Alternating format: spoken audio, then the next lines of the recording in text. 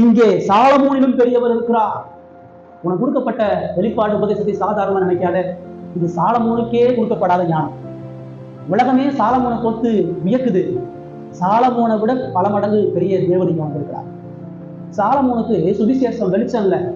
சாலமோனுக்கு மீட்பு நிழலாதான் தெரியும். சாலமோனுக்கு இயேசு யாருன்னு தெரியாது, சிலுவை மரணம் தெரியாது, இயேசுவினுடைய மீட்பின் ரகசியங்கள் சாலமோனுக்கு தெரியாது. சாலமோன் இந்த உலகத்தினுடைய ஞானத்துல உயர்ந்தவனா இருக்கலாம், ஆனா பரலோக ஞானத்துல அவன் ஒரு பூஜ்யம். பரலோக ஞானம் அவனுக்கு பெரிய அளவுல இல்ல.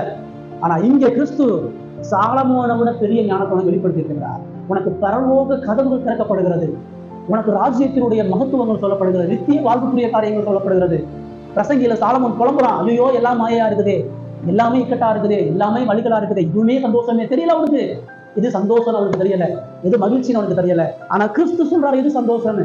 ஆவிய எளிமையுள்ளவன் தான் சந்தோஷமா இருக்க முடியும், துயரப்படுகிறவன் தான் சந்தோஷமா இருக்க முடியும், சமாதானம் பண்ணுகிறவன் தான் சந்தோஷமா இருக்க முடியும், இருதயத்தில் சுத்தமும் சந்தோஷமா இருக்க முடியும். விளக்கப்படுத்துறார், போதிக்கிறார்.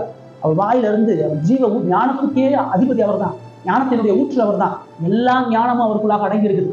கிறிஸ்துவுக்கு எல்லா ஞானமும் அடங்கியிருக்கு. சொல்ல உனக்கு கொடுக்கப்பட்ட இந்த ஞான உலகத்தில் எவ்வளவு கொடுக்கப்படாது. உனக்கு கொடுக்கப்பட்ட இந்த ஞான உபதேசங்கள் யாருக்கு? அதனால நியாய தீர்ப்பு நாள் அந்த ராஜஸ்திரீ இந்த தன்னுடைய குற்றம் சமைப்பார்.